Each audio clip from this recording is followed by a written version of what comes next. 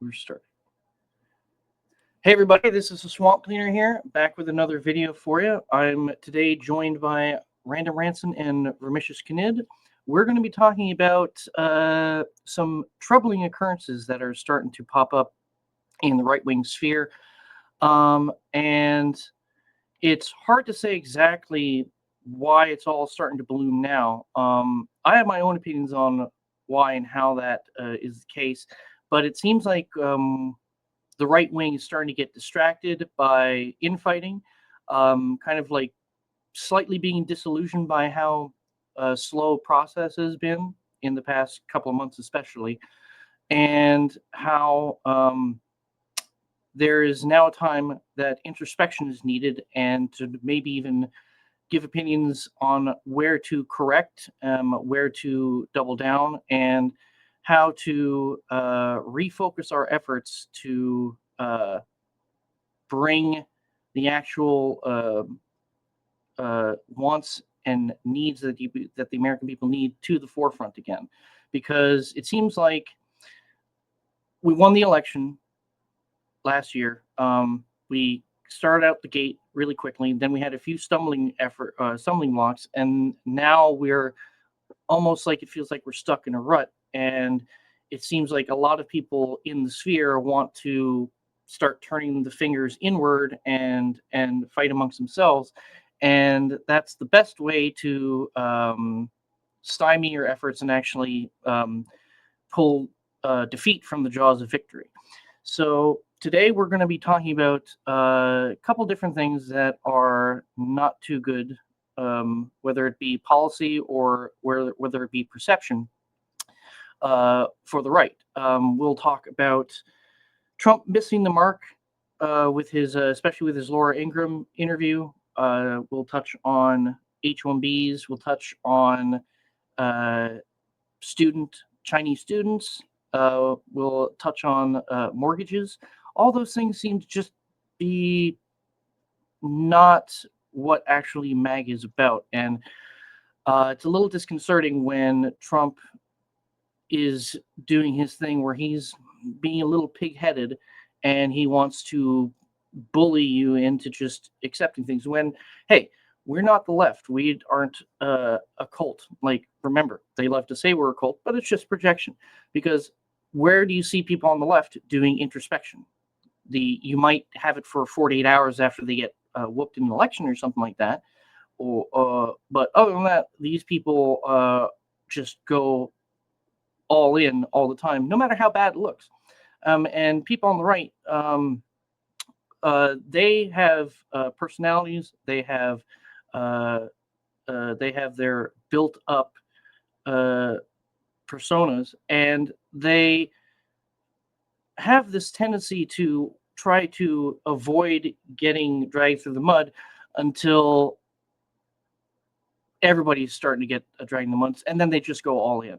So it's a little disconcerting. So we'll talk about Trump's interview with Laura Ingraham. We'll talk about Trump inviting a former terrorist to the White House. I don't know what he's thinking about that. We'll talk about the Nick Fuentes dust-up and the political football that MAGA has now become. And we'll cap it off with something very idiotic, which is a right-wing YouTube personality being sued because he captioned another tweet. Last time I checked, we don't live in the UK, and hopefully we don't go down that path because that would be very bad. So anyway, we'll get right into it. And what topic would you guys like to start with first? Ooh, that's a good question. I guess part of me wants to make a little bit of a comment maybe to start off, and then we can maybe pick something. Go right ahead. I think something that occurred when the when the last presidential election occurred, 2024. I think it was a bunch of people on one side, a bunch of people on the other side, and we were all charging like it was a battle, right? Almost literally, but we were all charging in. We were all going, that's the goal. We need to make it. We made it. And now that occurred, people are now in this state of like, okay, and now they're looking around at all the people they charged in with. And they're starting to go, hey, look at this person over here. Okay, wait, you like Nick Fuentes? Wait a minute, and then you're turn around to this other guy, and the other person's like, oh wait, you like this? Well, I don't necessarily agree with that. It's that diversity that you're bringing up, and I think people are starting to notice that, and that's what's become the focus now, maybe, and that might be part of what's contributing to what you're describing. So maybe as a bit of introspection, going, yes, we all had a goal. We all had that battle that we ran through and into, and we won that battle. And now we're looking around at our comrades, our brothers in arms, that we were in and charging with, and starting to realize, okay, there's a lot more differences that we need to talk about, and they're starting to focus on that maybe, and that's possibly causing some of that without introspection of going, yes, let's think about this. Sure, you might disagree on something, but we're still all supposed to be looking at that goal over there. The war is not over. That was just the battle. Yeah, it's kind of like we've slayed the main dragon, and now we're turning around saying, "Hey, what skeletons do you have in your closet?" I'm like, it's not. And in my opinion, and it's gross, but a lot of this I believe is self-serving, because it's kind of like people jockeying for position and trying to get into the upper echelons of influence. And I'm just like, at the end of the day, was it really all just about being able to influence, or is it actually about spreading the message, spreading the policies, making as many people aware? And it's kind of, we're losing sight of the whole team effort mentality, to where it doesn't matter how many views you or I get. Because remember people saying this last year, running up to the election. It doesn't matter how big or small this person is or who I am. It's about all like being concise and coherent as a unit with our messaging, and getting as many eyeballs on it as possible. And now you're starting to see the bad actors' heads pop up. I mean, we can name names if you want, because I mean, none of it's as a matter of fact. It's mainly just our opinions about who those bad actors are. We might differ on opinion when it comes to who we think are the bad actors, but you can tell that there is definitely something is happening on the right that you usually see on the left. And I mean, I don't like to give James Lindsay a lot of rope, but there are certainly people who are doing the woke thing, but on the right. But he just points the finger at the wrong people. There's definitely other people that he never mentions that are actually doing the whole woke thing. And I don't know whether or not.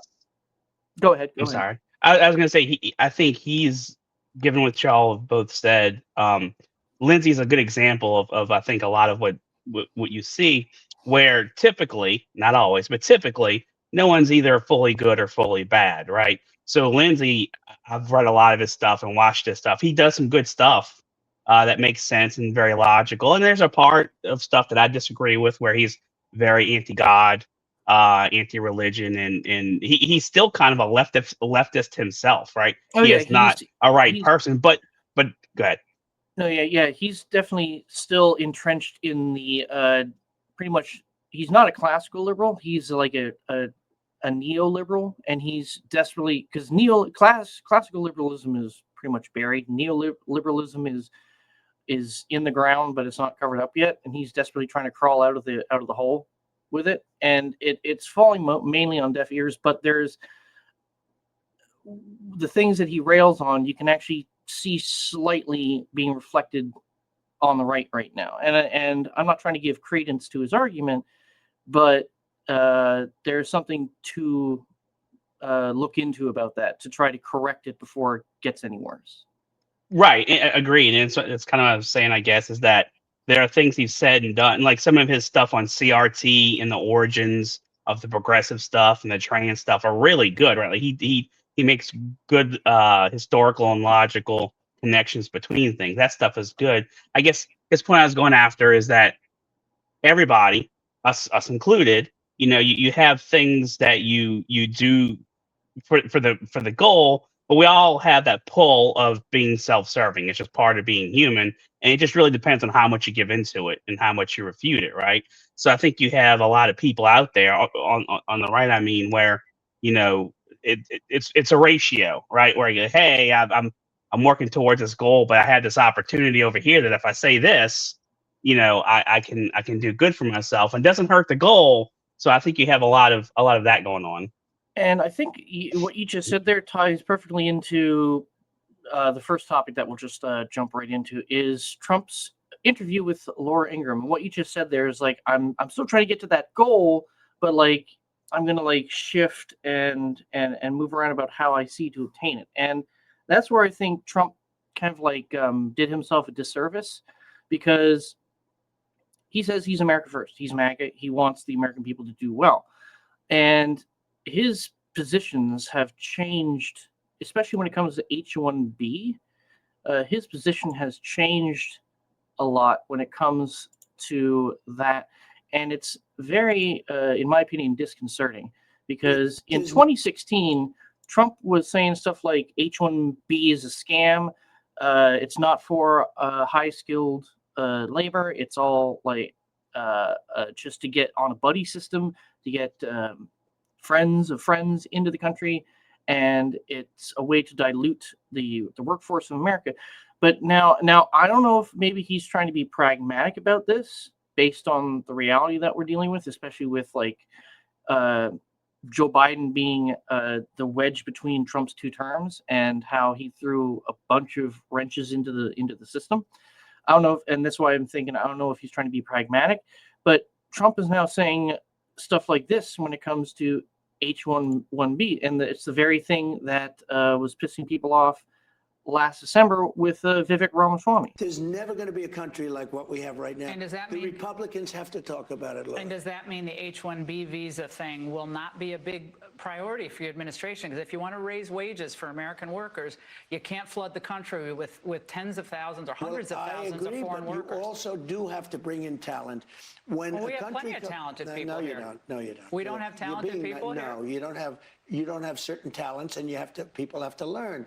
You can't take people off an unemployment line and say, I'm going to put you into a factory where we're going to make missiles, or I'm going to put How did we ever do it before? Well, I'll give you an example. In Georgia, they raided because they wanted illegal immigrants out. They had people from South Korea that made batteries all their lives. Making batteries are very complicated. It's not an easy thing and very dangerous. A lot of explosions, a lot of problems. They had like 500 or 600 people, early stages, to make batteries and to teach people how to do it. Well, they wanted them to get out of the country. You're going to need that, Laura. I mean, I know you and I disagree on this. You can't just say a country's coming in, going to invest $10 billion to build a plant, and going to take people off an unemployment line who haven't worked in 5 years, and they're going to start making missiles. It doesn't work that way. Okay, now, just to caveat that, like, I don't disagree with what he just said in the sense that, yes, that is a legit fact. Like, we're going to need the American working force to be trained up on a lot of the things that we have not forgotten how to do, but have pushed to the peripheries of what we consider like being a strong, like working hard group of people. Like, because work culture in the 21st century right now is nothing like the work culture of the 50s and the 60s. Like, you had people hard manufacturing jobs, doing heavy like components, heavy infrastructure, all this stuff. And besides like a few main industries, we have shifted away from that, and now we've mainly become consumer based. Like service industry, human resources, stuff like that. So we've kind of lost our edge. So I don't disagree exactly with what he said, but I think, because remember, perception is reality, and I think that he he could have been a lot more tactful with what he said. I mean, it was facepalm worthy at certain points. Like, we don't have talented people. Yes, we do. Or at the very least, we need to give the potential talented pool of people that initial spur, that drive needed to get into these industries that we have kind of slightly abandoned. What is your opinion? I have a I think a solid reality of the H-1B thing, because I've been in tech for almost 30 years. So I've seen, which is what most of that affects, right? Not everything, but I think it affects that sector hard. He's not wrong. In the current paradigm, he's not wrong. Vivek wasn't wrong, nor was Elon.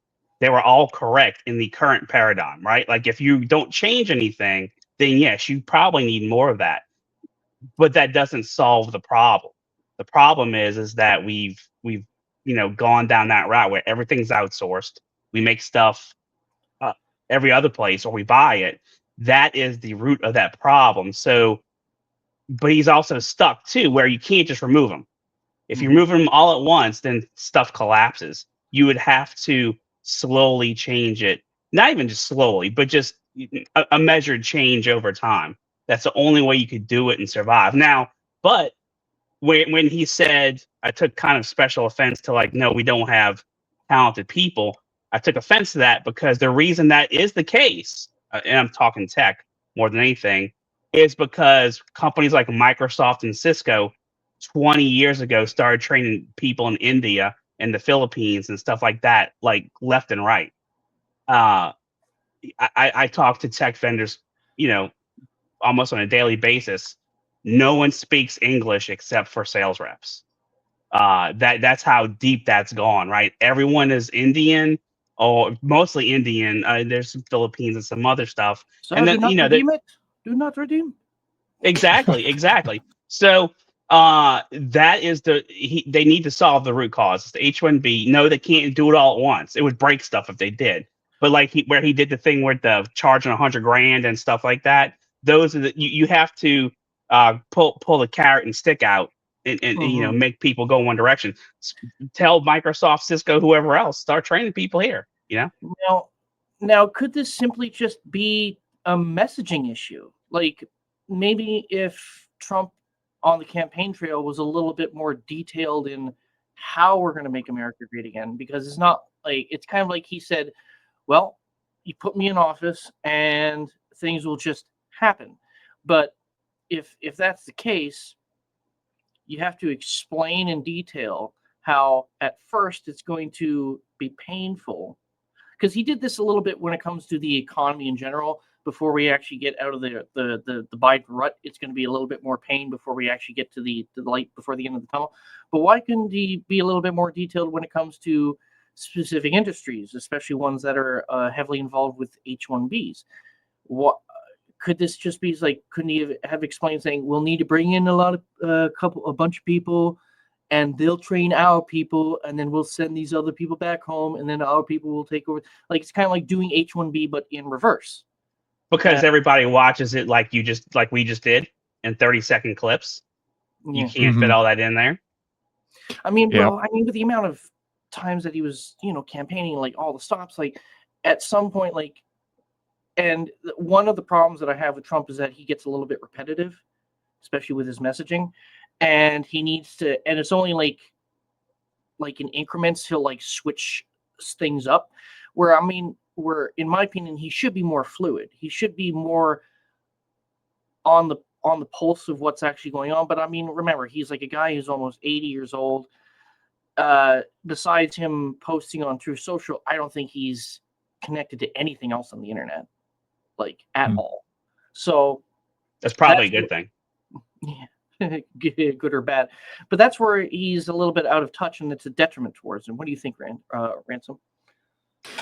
I agree with a lot of what you guys are saying, and I think that part of the issue with this is that there are kind of two things being talked about at the same time to a degree, where there, I think he's trying to talk about a way to fix things, but then also, like Vermicius was saying, realizing that there isn't something that can be done to like just get rid of this and then fill in that gap right away. You know, that'll be like I personally don't agree with. This is completely off topic, but don't agree with like our prison system, right? I think that there's a better way of doing things, but I understand that that's something that's already instantiated, something that's there. We can't just get rid of it. We can't just uproot the entire prison system and then just deal with what's left over, right? So in a similar way, you can't just get rid of everything. This is going to be a slow process, as you guys were talking about. So I don't know if I really have a lot else to contribute to that. I will say that I think that Trump, Trump is definitely. I don't watch a lot of Ben Shapiro, or haven't watched him for a very long time, but he had this bit that he did, in Trump's first term. It was good Trump, bad Trump. Which one will we get today? I think that when I went out and I put Trump's down to vote, when I voted for president, I understood that's probably what I was going to be getting, is good Trump and bad Trump. There's going to be some good, there's going to be some bad. I think we're experiencing some of the bad, right now, where he's saying some things and doubling down on something on what he said, that I think has that bit of truth that's in there, but is more complicated than what he's expressing. And I think you guys might be right that he's a little bit more disconnected than he should be on certain things, and having the exact perfect messaging. I don't think that he gets it as much as he probably should, or as much as we'd expect him to be. I think the reason why he's getting so much ire thrown his way right now is because some of the things that he seems to be disconnected about are some of the main pillars of the MAGA agenda, and it's almost kind of like it's not that he's forgotten MAGA, but he's kind of like assumes the rest of MAGA is following along exactly with how he's looking at things. Mm-hmm. And for example, like if our goal is to make America great again, and one of the steps in that is to get people who what Vermicius was saying, we trained people back in the 90s and 2000s to do like a lot of like coding and computer-based industry stuff, and I know like heavy industry has gotten big overseas. Why couldn't he explain that it's kind of like, this is the sausage that people wouldn't mind being seen being made, in my opinion, because it directly connects to making America great again. So I don't mind if you talk about this sausage being made, where you just say, hey, we're going to bring people over. We're going to get on an H-1B status. We're going to get them to train our people and send them back. Like, I don't know why that would have been hard to detail. I don't know if maybe they A/B tested that and it didn't sound good to a certain group of people, so they just decided to ignore that kind of like detailed exposure of the plan. I think it is. I think it is to a degree that I'll be quick. I think it is to a degree that I think Trump is a showman.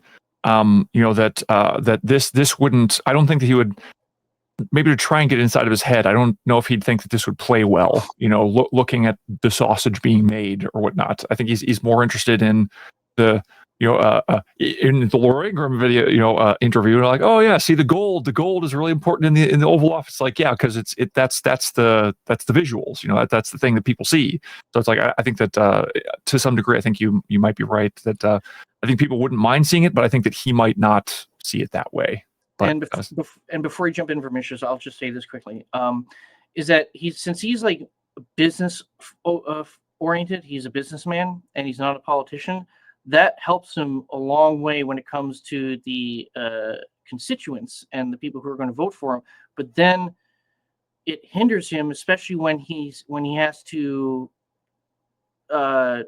tiptoe through the political minefield of these topics, to where him just mainly being a businessman is a detriment to him, because he kind of like puts his foot in his mouth a lot, and then it gets people confused, and then it gets people worried, and then there has to be some kind of like damage control, like not to the extent of like Biden damage control, but but you have to have this damage control, and it's starting to become more and more prevalent. And I'm not saying that he's lost his way, but he's definitely looking at it mainly through one lens, and it's not it only goes so far. It hurts him a lot of the time. But go ahead, Vermicious, if you want to.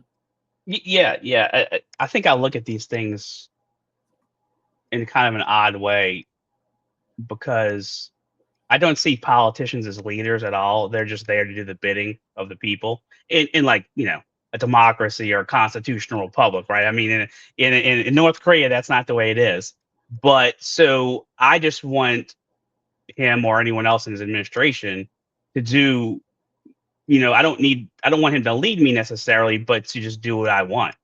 To represent you. That's right, exactly. Well, just do my bidding, right? Like their job is to administer the state, but to my benefit, or to the benefit of the people, not for themselves. I'm not saying Trump is doing that, but it's a very pure definition for me. But at the same time, we seem to get in this. It seems almost just automatic where we. And I was saying we, I mean everybody, right? I don't mean us here. Where we purity test everything. Every word that someone says, we purity test. Is this on my team or is this not on my team? Whether it's Shapiro, Fuentes, Trump, whoever, we're like purity testing all the time. Is this on my side or is this not on my side? And I find that at this point in my life silly, because the three of us could watch this video tomorrow that we just recorded, and we'd probably disagree possibly with something we said ourselves. So this expectation that we'd agree 100% with somebody else is obnoxiously silly, and I think sets us up for division.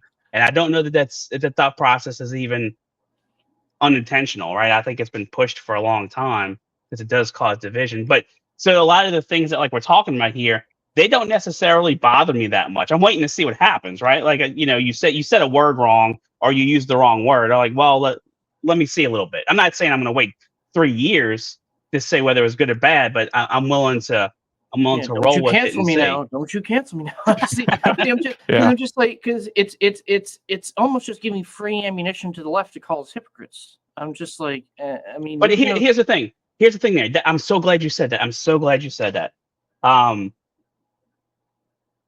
It doesn't matter. It doesn't matter, because at this point, everything is so polarized. There's no one left to convert. You're not converting anybody in either direction. It doesn't matter. And the hypocrisy thing on our side matters, especially like the introspection thing, right? Like, hey, I have this belief. Am I holding to it, or did I do wrong? Let me correct that. On that other side, that radical left side, I'm not saying everyone is a liberal, but that radical left side, there is no hypocrisy, because you have to hold a belief to actually counter it later on. They don't hold a belief. They just say whatever they need to. I believe it's even further than that. I believe the left actually uses their hypocrisy as a tool to muddy the waters and confuse and disillusion anybody else who's left in the middle. Like you said, there's nobody left to convert, like right or left.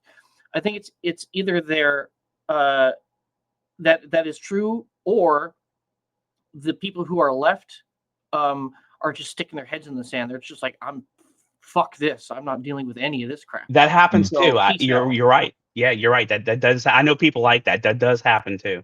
People get burned out. Because here's the thing. Like, I've been in the political sphere since like 2016. Been really deep into it since 2017, since I've been making videos. And I've actually faced 2 times in that entire time where I'm just like, I'm a little burned out here. I think especially it was like 2 years ago when I only made like one video where I even said in that video, it's like, hey, this year I'm doing something different. I'm actually taking a step back, focusing on like life, work, and all the like real things, like tangible things. And it's just like, what constitution does the average person have to deal with this stuff on a daily basis? So, I mean, I believe you're correct, Vermicious, when you say there's nobody else left to convert, because everybody's either picked a side or people said, screw you, I'm going home. So it's kind of like you're trying to squeeze a turnip here to get some juice. And one thing I want to mention real quick is I think that what we're seeing right now might be the seeds being laid on the right that has already grown into a tree on the more extreme and the extreme left, where the whole purity test thing that's going on, well, that's what happened on the left. Everyone, you have to fall in line. You have to do exactly what we're doing. That we are this monolith now. That if you step outside of that, well, then you're out. That's one of the things that now the people who used to consider themselves center are now on the right. The reason why that happened is because that was the seeds of, okay, well, there's a whole bunch of individuals over here, but now we're all going to get in line and we're all going to follow this one path. That's the tree that I'm talking about. It's there might be some of that just starting to burgeon beneath the surface and go like, well, I don't know if I can be with that guy over there. I don't know if I could. Oh, this person over here. I don't know if. Do I agree with them enough to be? We should be able to go like that.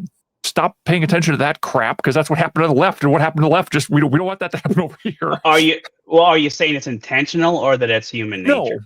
No. I think to a degree it's partially human nature.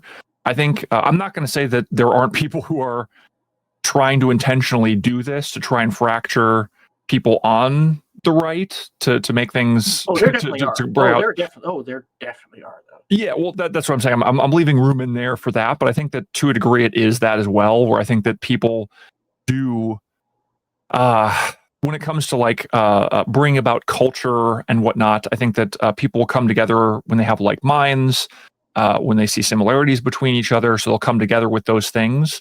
And then they'll start to see things as, okay, there are others. That's the other person. They don't like these things over here. And again, this is with everything. It can just be with whether you like sports or fantasy films or sci-fi or something like that. Like that happens all over the place. So I think that to a degree it is more of a natural human thing.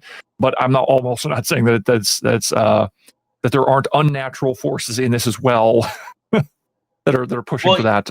I think you're exactly right, and I think the human nature part plays a deep role in that, and I think it gets exploited at the same time because it is. Like, in other words, just for example, let's say for whatever reason you had to walk into a room and you were given a hat to wear, and they put a red hat on your head. You walk into the room, and there's two sides of the room: people with red hats and people with blue hats.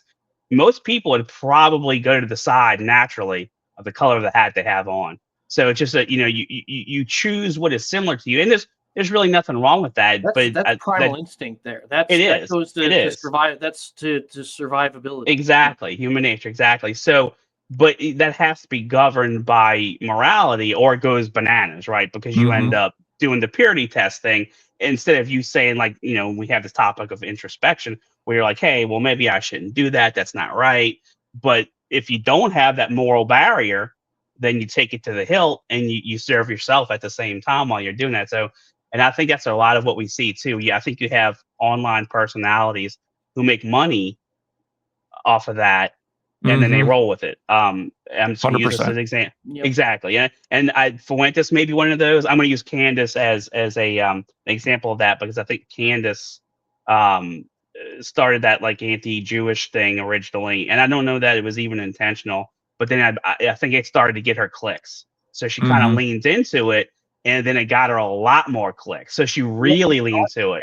And she gets audience captured too. Yeah, and in that case, like, and I think it happens with multiple lots of different online personalities. You form that audience on what got you the clicks, but then you can't back off of it, because if you do even for a second, then they're completely against you. So like, the anti-Jewish crowd, if she were to like say, well, maybe Israel's not so bad in this case, they would like lose their minds, quit paying her, and attack the hell out of her.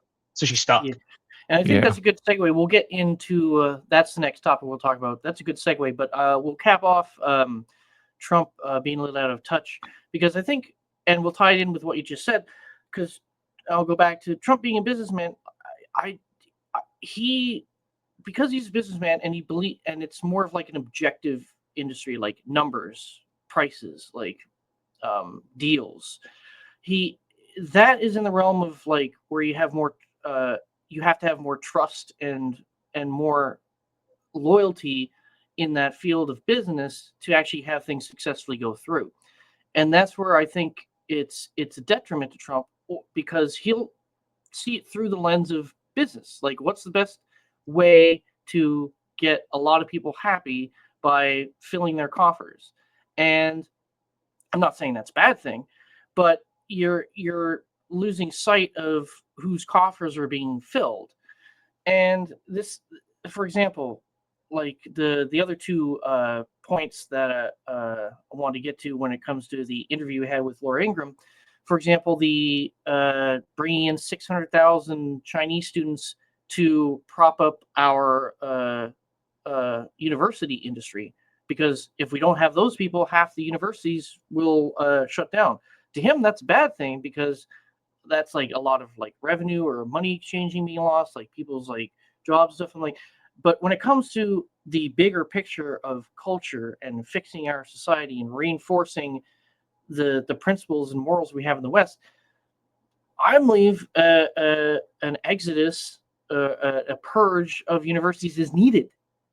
Like, and a lot of the people on the MAGA base believe in that, because we're not all businessmen. We don't all look at it saying, well, if these places shut down, money isn't going to be created. I'm like, okay, well, that's not always a bad thing, especially if the money being created is being created off the backs of people turning into rabid communists.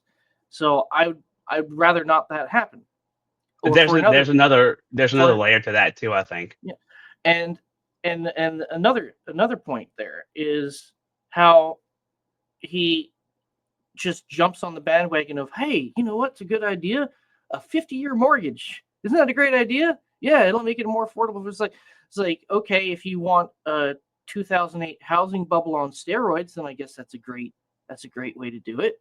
I mean, you'll have short-term wins, but in the end, that's a time bomb that'll probably blow up the entire middle class. I mean, yeah. So, I mean, like, for example, on those two topics, like the Chinese students and the 50-year mortgages, what are your guys' opinions on those? Real quick, and boy, do I have a few opinions on college and whatnot. I agree with you that I think there's a big issue when it comes to how expensive college has gotten and the way in which people go to school, and then also what they study there when they go to college. Part of me wonders, and this is me being maybe a little bit conspiratorial, but part of me wonders if the like bunch of student loans and whatnot that Biden forgave, that didn't cause something in the background that we're not fully aware of.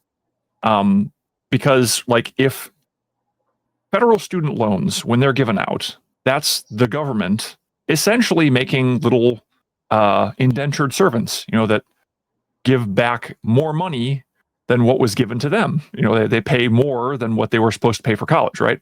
But that just makes college more expensive. So part of me wonders if what they're doing is in part trying to fill that gap that, we forgave all these, student loans and whatnot. Now there's not as much of that money coming in. And so we're trying to make up that difference or something. I don't know, but I don't know. I've got a bunch of things to say about how the universities and college system works and how the government getting involved made things way more expensive than they should be, and possibly even made it so that schools wanted to offer really weird and stupid things so that they would get more people to come in, because like, yeah, of course you can learn about underwater basket weaving and feminist dancing, and whatnot. You get a degree in that. Well, So I mean, yes, please come in. They don't care about that investing in those into those they see they don't have a problem entertaining those ideas because they don't have to pull that out of their pocket from their endowments to actually facilitate creating the course, hiring the staff, and all that stuff, and finding the material for it, because they're all subsidized by the government. So they have this laissez-faire attitude where, well, we can just introduce any course for anything because it's all covered. I mean, and then of course that you subsidize stuff. It just says, well, oh, thanks for subsidizing this. I'm just going to make the base price more expensive.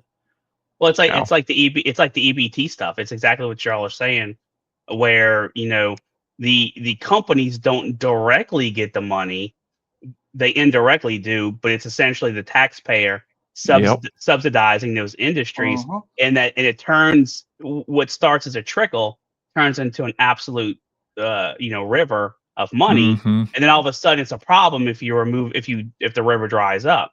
And I think you're right, Random, with the college thing. And at any time government regulates anything, that means they're picking winners and losers, and the price goes up, especially if they're giving away free money for it.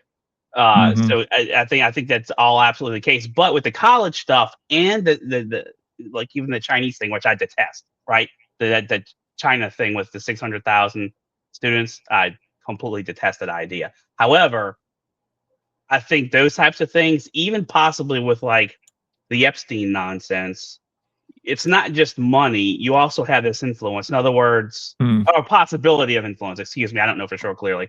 But if you have these large groups of people who maybe even whether they claim to be leftists or not, most of the time they're there for the cash. So it's that whole carrot and stick thing, right? Like maybe that should be done away with, but you can sway this large swath of people who themselves have influence by giving them something, which is kind of like a business thing too.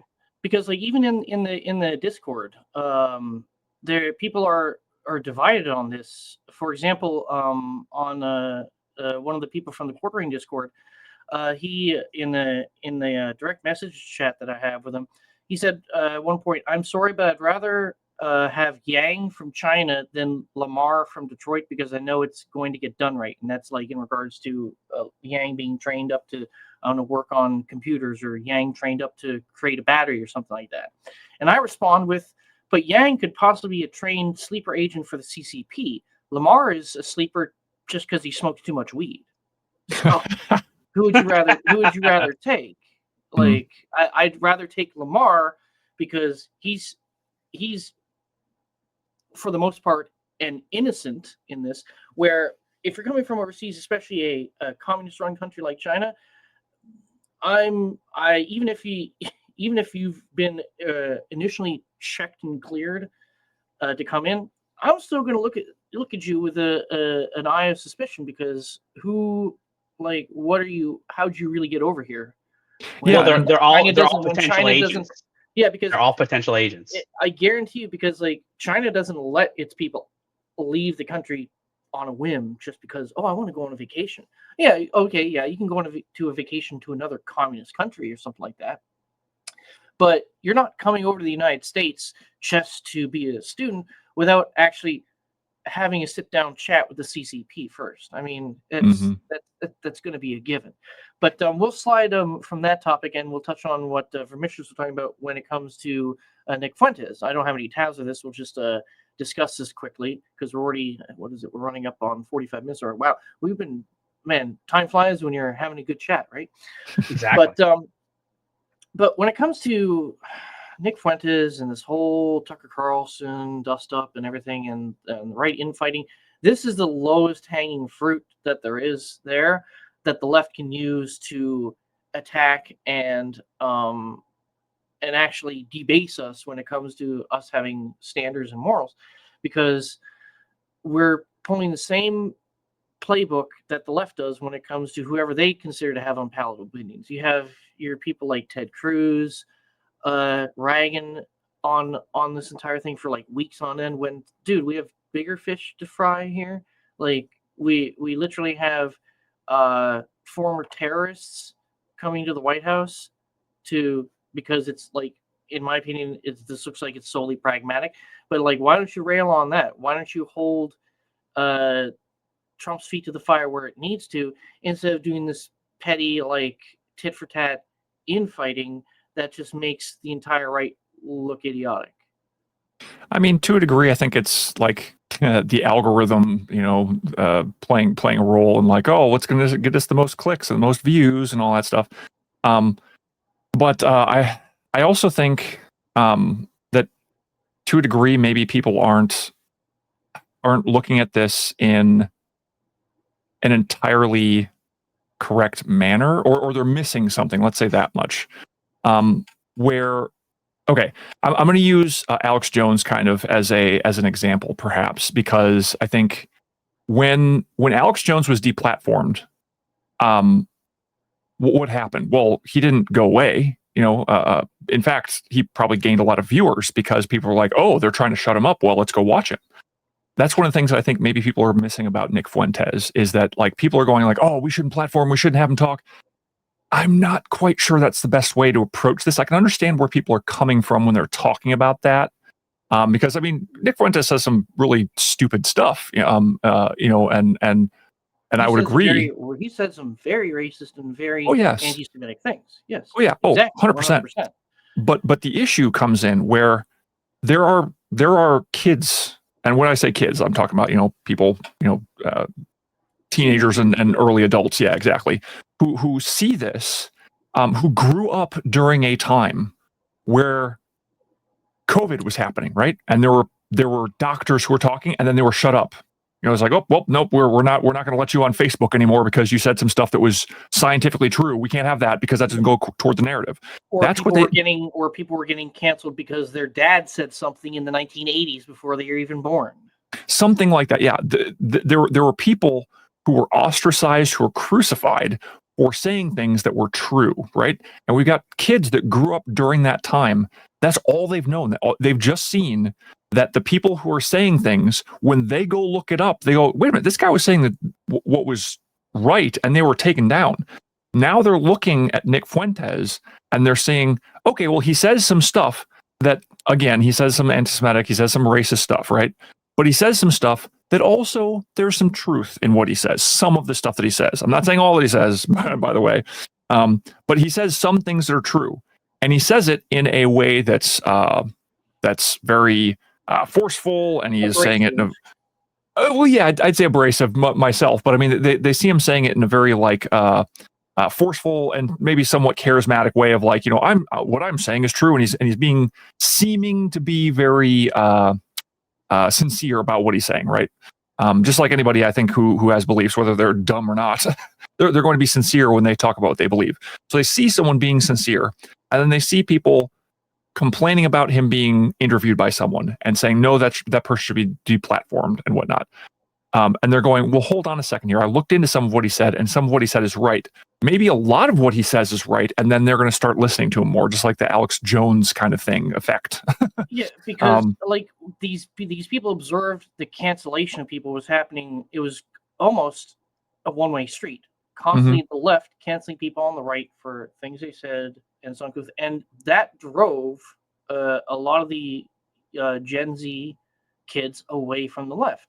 And they were they either decided to check out or move over to the right, or even still be in the center.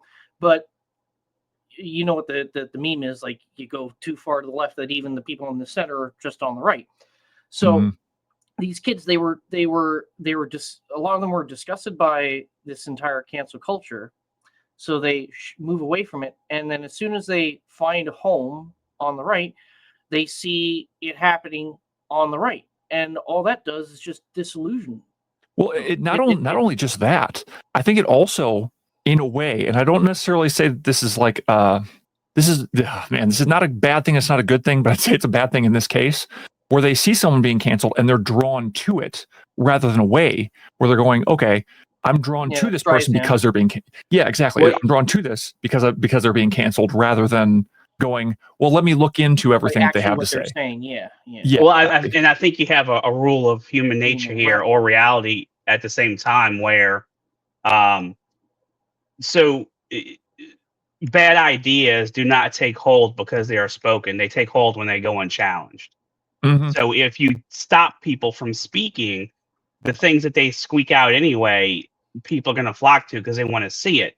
The way you would put down or take away from bad ideas is to make sure they are talked about, so that if they are really dumb or bad or negative, everybody talks about it and say, hey, look, this is kind of silly, look at this is. But when you try to hide it away, like the Alex Jones thing, the opposite happens. And to me, that makes complete logical sense.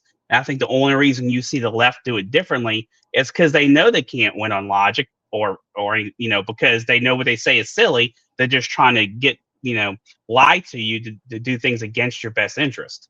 Yeah, So and I they think can't that do that. They have to silence. yeah, and I think that a phrase that pops to mind immediately with what you're talking about is sunlight is the best disinfectant. You don't Yes. you don't hide something away. That's how like things like the Ku Klux Klan, can come about. It's like Exactly. So it's like if so all the big podcast folks who, whether it's Tucker Carlson or not, if there's somebody that, I mean, if it gets you clicks because it's interesting, okay, cool. Talk to the guy, if or whoever it is. If what they say is absolutely retarded, well, ask them questions, challenge it, talk about it. But the whole hiding it away thing, I think, is absolutely silly. Just makes it go underground and spreads it. So and overall, like all that drama stuff with like Tucker and I don't care about any of it, right? Like I find it completely silly. It's a waste of time. They control nothing. I don't care.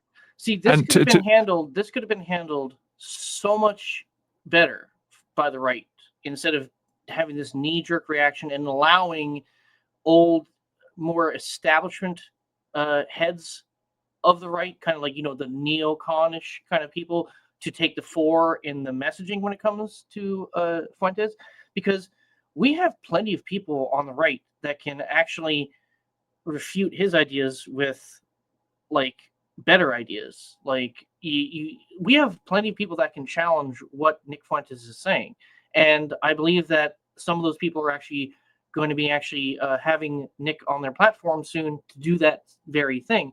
And I think that might actually turn the corner on this whole dust up controversy thing. But like, I agree with you 100% that this is completely pointless. I don't care about the infighting bickering.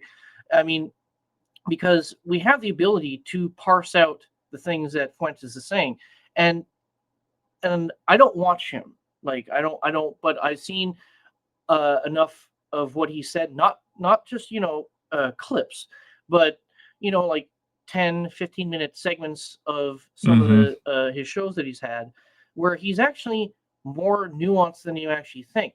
Now, I still, in my opinion, believe that he is anti-Semitic, but as I was saying before the recording, I believe he's lowercase s Semitic, not capital S Semitic, where he's not of the opinion that Israel shouldn't exist, Jews are inherently evil, all these tropes, but he does, and I don't know whether it's for shock or like entertainment value, but he'll lean on those Jewish tropes, certain conspiracy theories when it comes to Jews or Israel on the whole, and but some of those are the more like, because how you have how do you say this properly? How you have your outlandish conspiracy theories like the Earth is flat, and then you have your more convoluted conspiracy theories. Well, Hitler actually survived and lived in Argentina after World War II. I mean, it's like they're both conspiracies, but they're different. You guys know what I'm saying, right? Mm-hmm. Yeah. So, I mean, the whole thing with Nick Fuentes could have been handled much differently, way better, and it's now something that we have to deal with, and hopefully we can patch up and fix this back and forth that we're having, and this finger pointing, to where we can actually put that aside and focus on the bigger issues. For example, we'll slide away from Nick Fuentes And for example, here's a very blatant one here. The fact, let me share the screen here. Whoops. What did I do? Silly me. Here, let me share this one here, where Trump has invited a former terrorist to the White House. Now, that, in my opinion, is a cut and dry no. Like, we shouldn't have done this. This looks horrible on us. I don't know whether or not Who was it? it's Ahmed al-Sharaa. He's now the president of Syria, and he used to be one of the leaders of ISIS or Al Qaeda.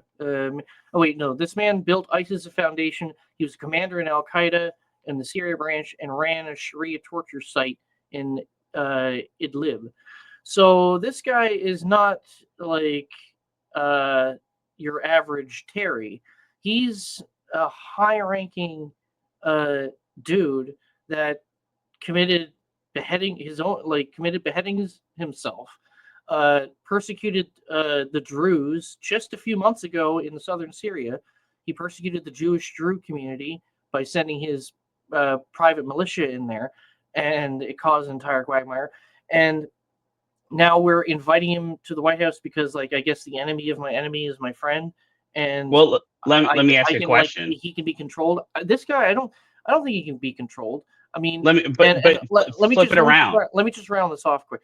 And I believe this falls short to Trump's kind of like business acumen approach, where I want to get a deal done with you, and I'm going to trust you to follow through with your end of the bargain. And I'm just like, you don't trust terrorists, right? But flip it around. If he's the president of Syria, which is where, clearly there's some brouhaha there, because there always is, what else would you have him do? I mean, the only thing that I can think of, it's so unpalatable. Yeah, and the only thing that I can think of is maybe to answer your question, Vermicious, is, I mean, I agree. This is a tough situation, because it's like, okay, well, should Trump never meet with Putin because Putin's a jerk and he's he's a bad guy, and this is now the leader of a country. So I think maybe to answer your question, it would be like, okay, we're going to refuse to meet with you, but you're going to have, if you want to have a dialogue with us, you're going to send an emissary, not you. We won't invite you into the White House, something like that, maybe. But I mean, how would that look? That's a really tough one, I gotta say. But this was like one of the worst. This was one of the worst timings to bring this guy over. You literally did it on Veterans Day. Yeah, like you had this guy over where he actually is. He's directly responsible for the deaths of U.S. Service members overseas, and he was unrepentant back when he was doing his Al Qaeda or ISIS thing, and now like you're trying to say he's turned a new leaf, and we should actually respect that and work with him. A lot of veterans, and that's where I was like tying in with Matt Tardio, and he's got from Speak the Truth podcast. He's a vet. He's former Special Forces, and he is very vehement on his position that this is a complete and utter insult to the entire veteran community, and I don't disagree. I mean, I know plenty of veterans that would walk over burning hot coals for Donald Trump, but even they were saying like what he did was completely wrong and pissed them off. So I mean, when it comes to the microcosm of him having this meeting with this guy, I don't know how negatively this will affect Trump politically, but when it comes to the spirit of MAGA, and that entails honoring our war fighters and holding service members to a high esteem, this is just completely tone deaf on Trump's part. I don't like it either. and I think maybe the timing was bad, but I personally think that it's being overfocused on because I don't know really what else you do. Because if you really are trying to generate relations with that country, you can't be a jackwad to the guy because then he won't ever even want to talk to you and you get nothing done if indeed you are trying to get something done. And if Donald Trump were to have him at the White House or meet him somewhere and didn't invite the press, there would be all these accusations of, well, what secret stuff are you trying to do with the terrorist? Yeah. You know Because what I'm it wouldn't saying? be- It's a catch-22. It's a catch-22. Exactly. It wouldn't be this bad if it was just that because his former name is Jelani, I think.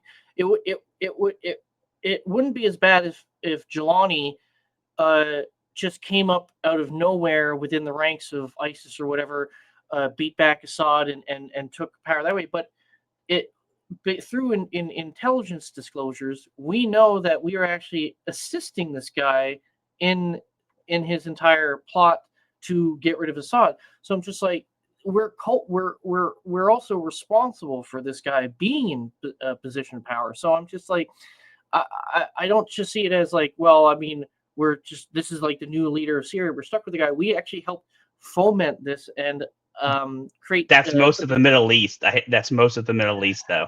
And it just leaves a bad taste in your mouth when you're saying like, oh, this is the guy, like he's now leader of Syria. It's Yeah. like, yeah, well, but you're just completely sidestepping our involvement in all of that happening, and it's insulting to personally, in my opinion, it's insulting to my intelligence that you just will just have me, you just want me to accept that when no, I'm not. It's pretty hard for me to accept this guy when I've seen him holding up the heads of people that he's slaughtered.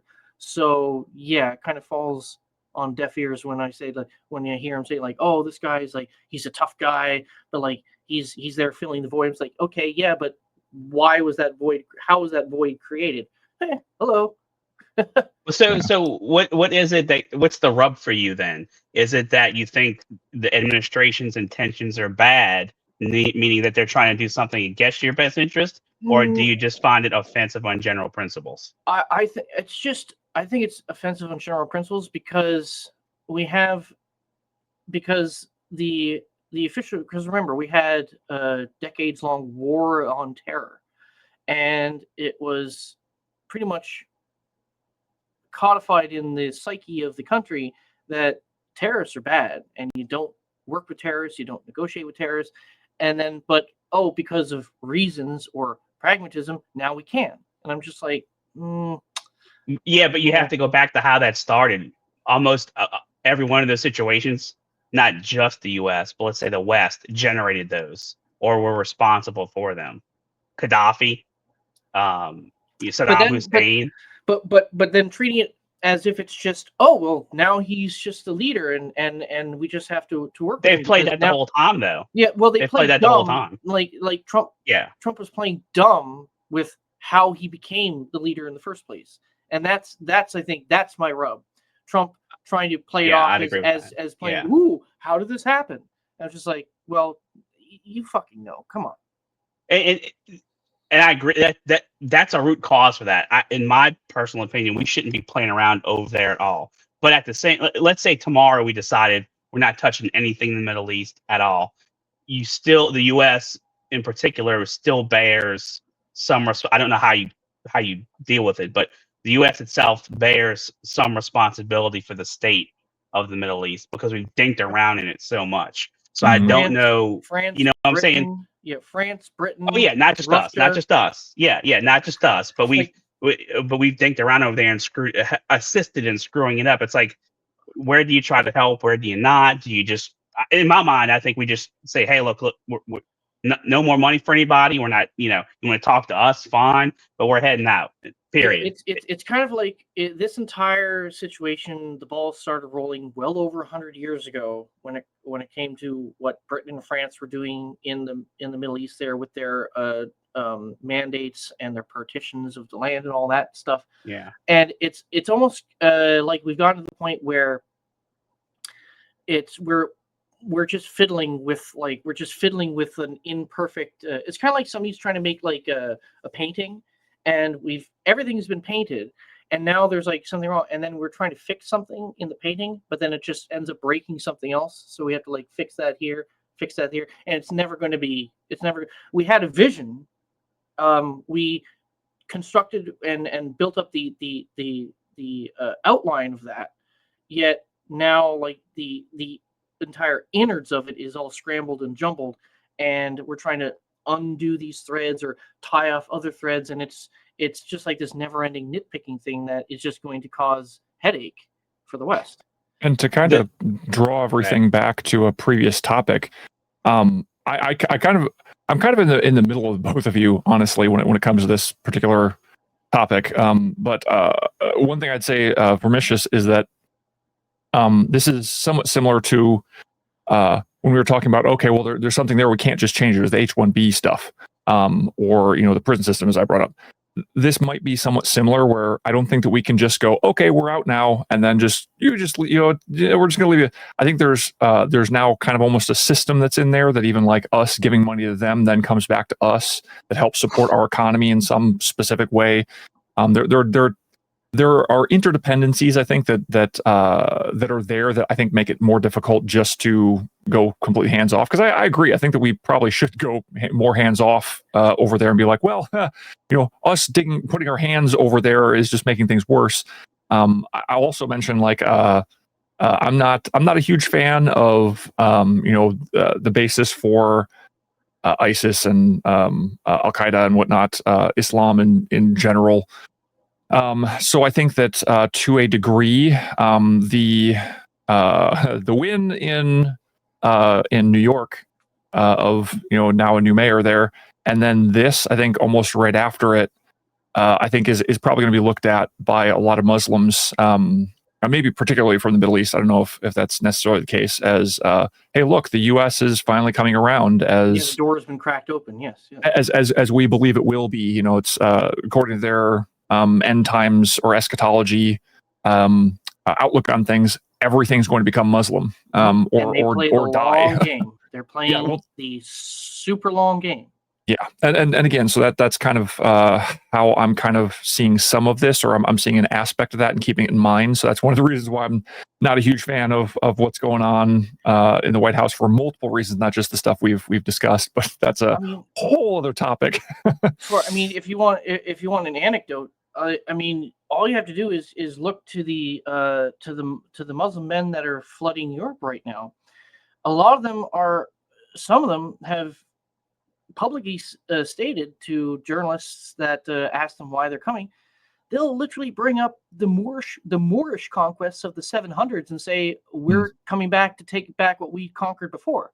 I'm just like, that's how long it's in their minds, and even further than that. I mean, like, these people, like, if you want to look at a group of people, whether they be a culture or a religious group, these people hold a grudge longer than anybody else does.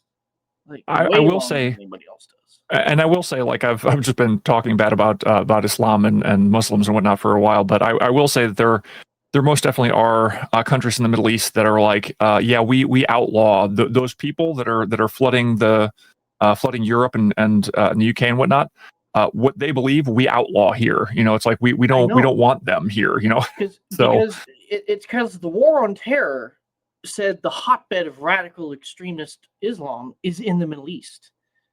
But because of the war on terror being one side of the pressure, and then these actual Middle Eastern countries who are trying to modernize, and I wouldn't go as far to say reform their version of Islam, but they definitely see it as unpalatable on the global stage to have all these radicals running around in their midst. So they have a pressure campaign of getting rid of them. And so when you have the war on terror and then the internal pressure campaign of excising these radicals, where do they go? To the bleeding heart liberals that will just accept them because they think every human is just the same cog in the machine. We'll all wear gray suits and bow down to Big Brother or something like that. Like, well, I think you have an overarching theme there, like a very large theme, and this is just my opinion. Yes, you have different groups of people. You have the communists, particularly, and you have people, the large groups like the let's just call it radical Islam, that do want to take over. And I believe all those groups are being used by the international cabal to, as a wrecking ball to destroy the West. And the international cabal doesn't care which groups do it, because all those groups think that they'll be the one who run it, but that's never really the plan. And I think that Islam is just one of those groups that is being used to wreck it, and they're happy to do it. Like they dang near got the UK. The UK is the UK is an Islamic caliphate within 20 years. That's done. The hotbed of extremism is now in the West. I mean, and it's something that needs to be confronted before it's too late, because people want to talk about civil war or civil strife, conflict here, like revolution, stuff like that. No, I think, I mean, besides the, and and just as an aside, I don't think you'll actually get like civil war conditions in the United States. At the very worst, you'll have a divorce, a nasty divorce between people. People will separate themselves, and after that, who knows? Maybe in like 50 to 70 years, maybe a war can come from that. But besides a national divorce where people separate on ideological grounds, I think you could see a war of jihad before you see a civil war in this country, or in the UK or something like that. And here's a very scary part for me with all of that. So we talk about like the right fighting the left, who wins there, and like you just mentioned, like the jihad thing, and we think, right now it seems like the radical left versus the right thing is so bad that like people are almost fighting in the streets, right? And everyone's kind of concerned about, well, who would win that? And the very scary thought for me is, I think that same international cabal, they don't care how the collapse comes. They just want it to collapse. So if it's us fighting ourselves in the streets, that's fine too. They don't care. However the fire starts is however the fire starts, so long as the fire starts. Yeah, I think there might be something to what you're saying, Rameshus. I don't know if we'll actually be able to know that in the here and now or whatnot, but yeah. Well, I hope we stop it. I hope we stop it.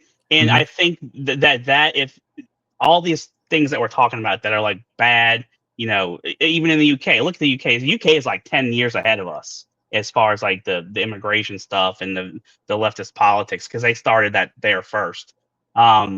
You have to address the root cause. You can't say, well, how are we going to live with this now? You have to stop it. You have to address the root cause, the external influence, and get rid of the problem, whether that's mass deportation or otherwise. You can't just let it sit there and hope for the best, which is what the UK is doing right now. I mean, they'll literally arrest you for silently praying. They don't know what you're thinking. They don't know, like they can't hear your thoughts. They will assume your intent and arrest you anyway. And the scary thing is, and you say that we're 10 years down the road from the UK. I'd say that depends on who's going to be in power in the next 5 years. True. If Democrats get to power in the next 5 years, because you're already starting to see it. Who was that guy who got arrested for confronting David Portnoy? He's just like, fuck the Jews or something like that, and like threw some pennies at him or on the ground near him, and he got arrested for disturbing the peace. I'm just like, okay, we're setting a very dangerous precedent, because he didn't do anything illegal. You can say fuck the Jews, and it was hitting him with coins is technically assault. He never actually hit him. I thought he did. He threw them on the ground in front of him. So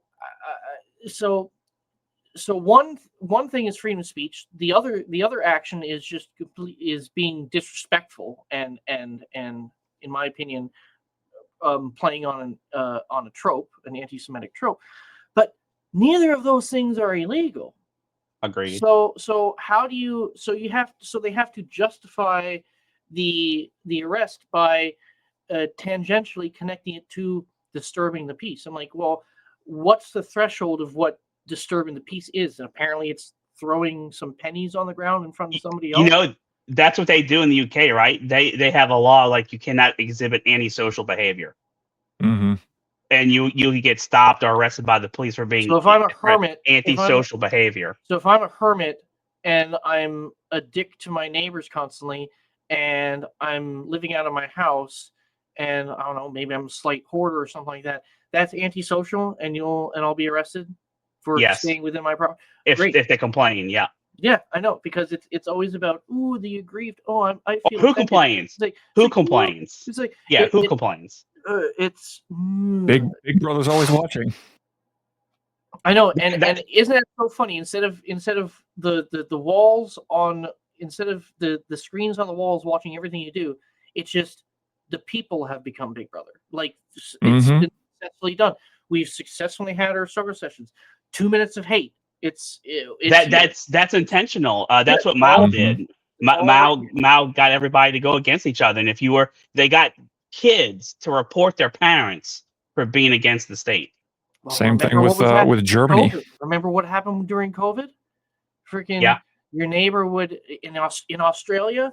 Remember that one where those teenage kids, they were the neighbors said that they were like being they weren't social distancing, so they arrested them, put them in that like camp or whatever it was. Not a camp. Not a camp. and then these kids, because they're not sick or anything, they just are violating the social distancing rules.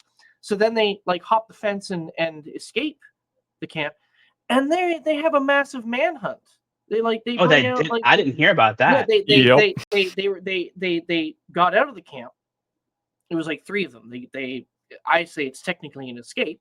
They escaped from the camp, and then the entire state, I forgot what state it was. It was like either South Victoria or I think like Southwest Australia or something.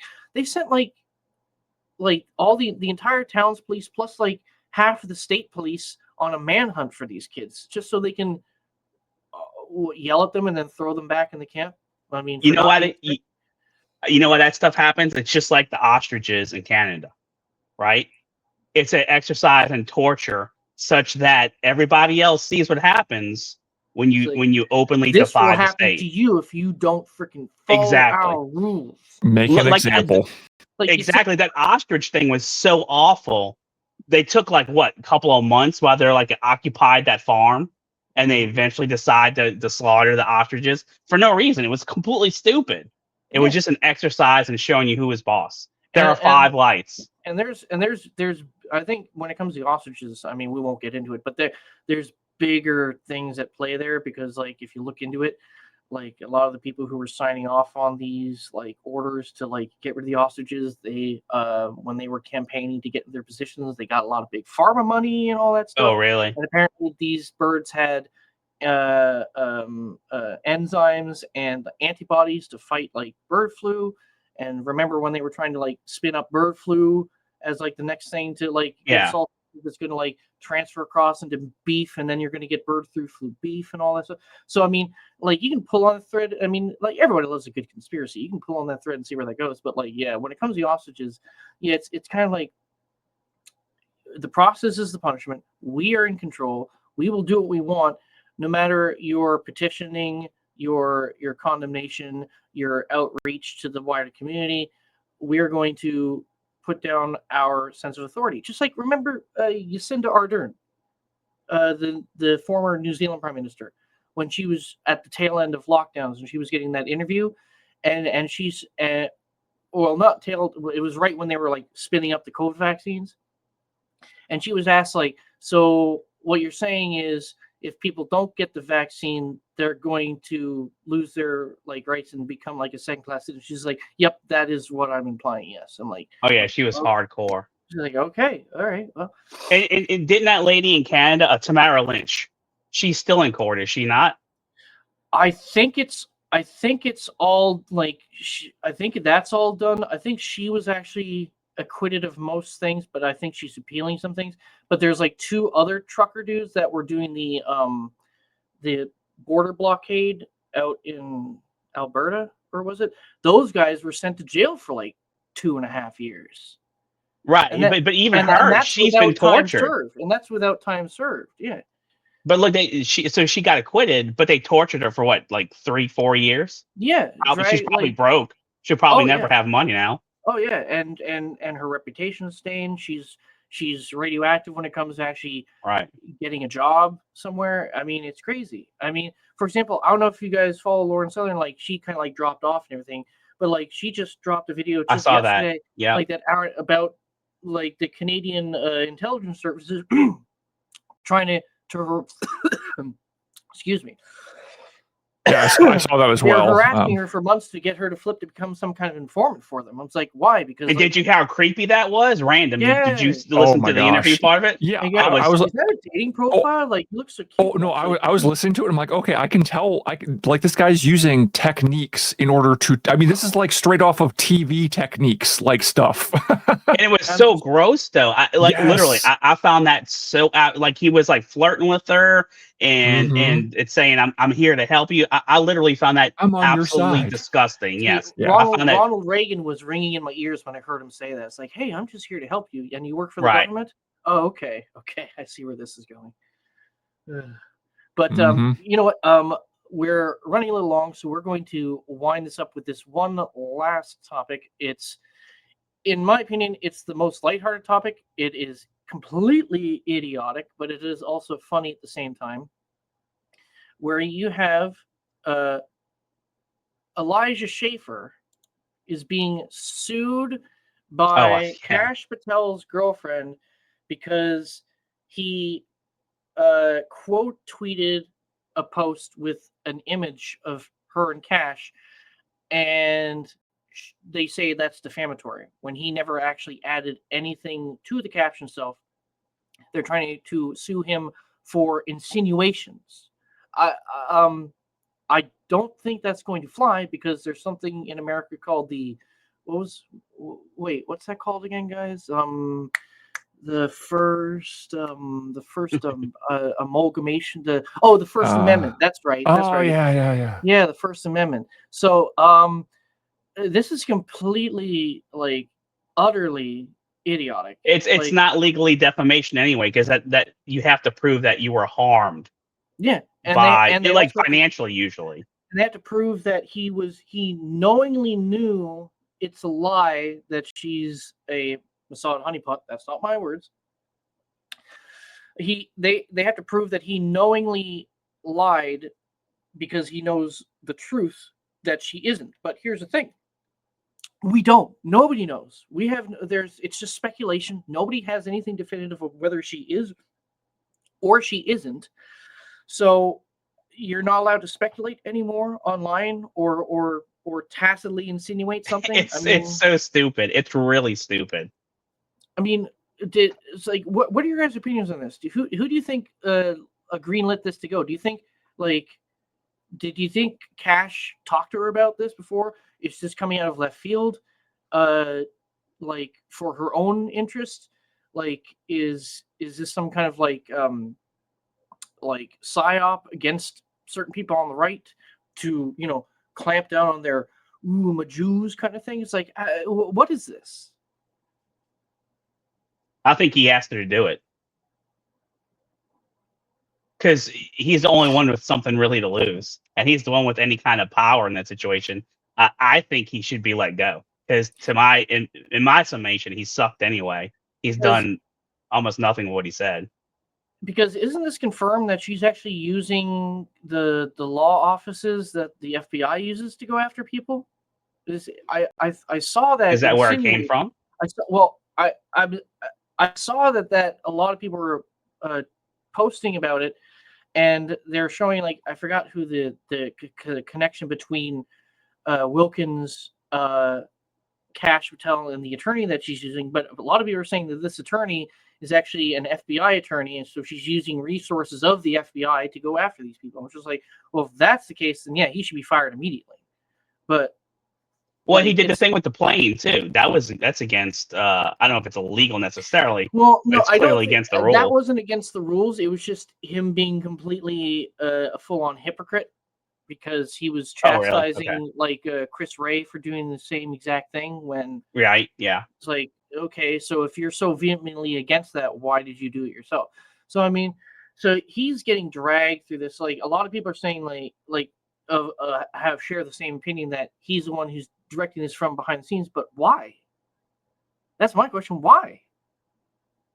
Like, I'm completely confused. Like people want to speculate that she's a honeypot. Well, the last thing you'd want to do, if you're trying to stop the speculation, the last thing you'd want to do is This to lawsuit. sue the people who are claiming that you're a honeypot based on them saying that you're a honeypot. Like, it's like, did these people ever play chess? Like, if like you Cash just be Patel, quiet about it and let it go away. because here's the thing, like, people, like, if you're in intelligence, like, I don't know if you're Tulsi Gabbard, if you're like CIA, FBI, NSA, all that stuff, if you're in these high levels of positions, I assume you understand what chess is and you can play it pretty well, because you have to have that same kind of mindset if you're going to be a part of this, like, whole espionage crowd. Like, But Yeah. sometimes your ego gets you.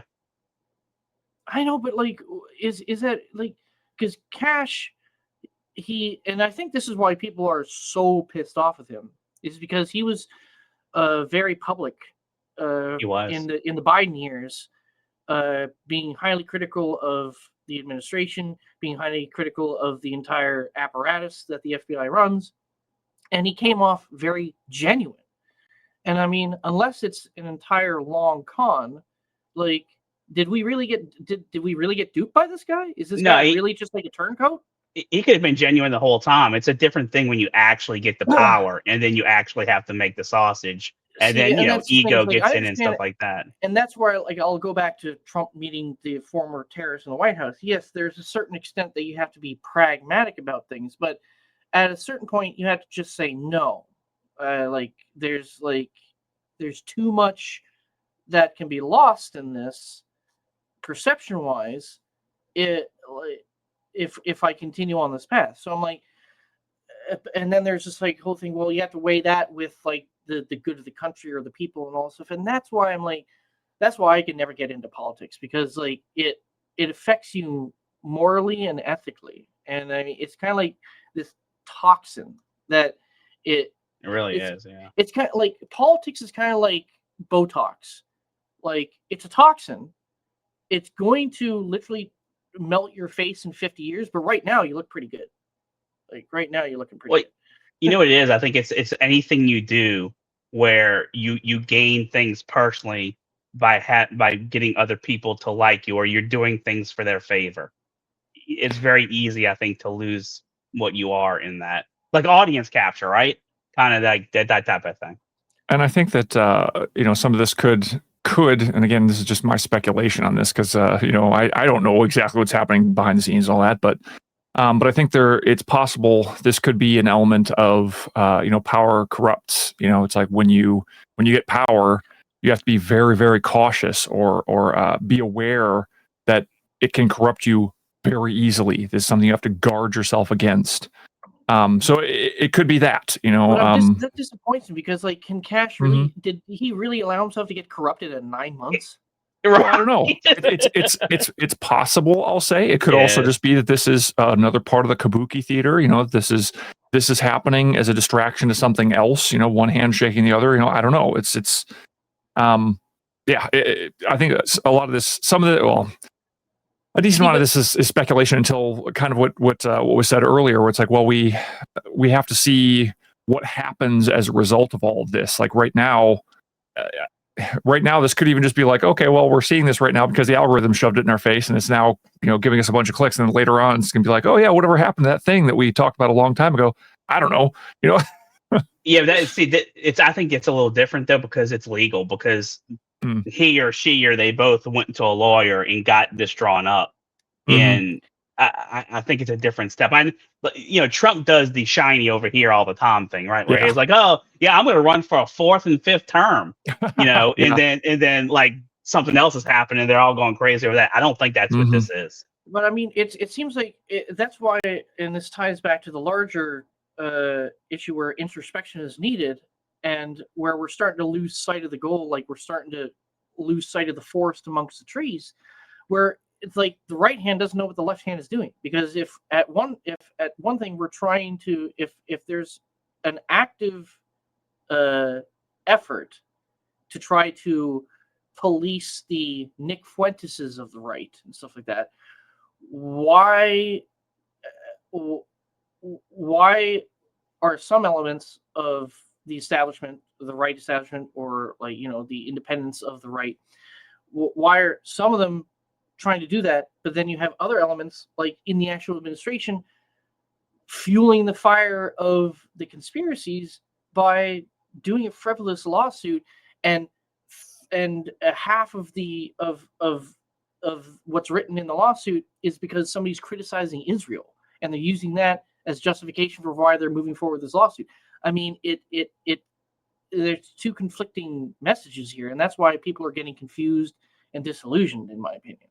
Well, sometimes it's just poor decisions, and I mean, technically, in fact, if Cash is this super genuine dude now that we think he always was, he may just really love the chick, and he's just kind of doing, you know, he's let that influence him, and he's just trying to either keep her happy or do something for her. I love that you. I'm not saying it is; it's a possibility, though. I love that you brought that up. That you said that he loves her. Okay, I mean, and I'm not saying that, you know, that's 100% the reality, but the thing is, okay, if he does love her, why hasn't he married her? Like, they've been going out for what now? Like 4-5 years or something, or even longer, and he's 45. She's 26. No, he's 40. And maybe why he hasn't married her. I know, but then why is she still with him then? Like, because I don't know. That's like the Melania and Trump situation. That's their business. This is like, I know, but like I'm thinking like because they got together before he was ever FBI director. I mean, and she already had her career. Like, here's the thing: everybody says she's like a country music sensation. I've never fucking heard of her. Like, who the hell is she? Like, apparently she's actually more political than she is country star, but apparently in her like Wikipedia or something, that's the first thing that comes up. So I'm thinking that's where like my almonds get activated and saying like, is the door cracked? Is there some credence to these conspiracies of this whole larger thing about her being like a honeypot or something like that? So I'm like, you're doing yourself a disservice by suing people who are speculating on that. Like, you just turbocharge it. Like, it could just be that the whole thing's just stupidness, right? Like, it's a really poor decision.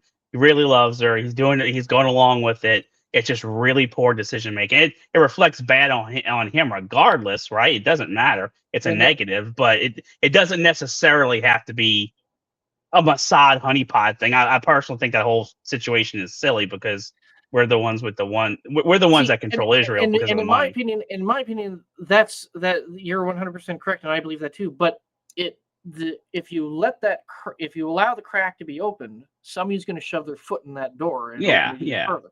And I'm just like, you're shooting yourself in the foot. I mean, if you really love her, marry her and freaking pump out a couple babies. Come on, do it. She's prime. She's hot. She's good to go. She's with you for some reason. Get on with it. Because like, here's the thing: Cash, he's a genuine guy. I believe like his personality is what gets him the ladies. It's not his looks. I mean, and I'm not one to talk because I mean, look at me. I mean, but I'm married, so I mean, see, I don't know exactly where I was going with that, but like, it's just, stop making bad decisions. And right. I mean, because here's the thing: the longer he stays silent on this, then more and more people are going to be are going to confirm their speculation that he is the one who's actually behind the lawsuits. Like, he should come out today. If he has nothing to do with it, he should come out today saying like, I am not going to. He can even say with a non-answer, it's like an answer with a non-answer. I'm not going to talk or speculate on the lawsuit my girlfriend has with so and so and so. That is of her volition. I am not aware of it, and I'm going to stay out of it. That at the very least, like even if you said that, some people could say, well, he's lying. Well, at least he said something. Well, what if he just copped to it though? What if he, like, you know, with the whole thing of introspection? If he just comes out and says, "Look, I really love her. I screwed up. That was dumb. She's dropped the lawsuit. That's not going to happen. Apologize. You know, let's get to business." You're an idiot. Resign, please. Bye. Wait, what? I say you're an idiot. resign, please. Have a nice day. Like, Yeah, I don't know if it's I would over that. I don't think that alone is resign worthy. here's the thing. The other stuff maybe. Now, when it comes to the FBI, and I know this is going to be a little silly considering the original director of the FBI was a crossdresser, but I don't want my FBI director being distracted by petty lawsuits that his girlfriend is filing. I mean, I'd like to hold my FBI director to a higher standard, and like I said, that's funny because freaking Hoover was a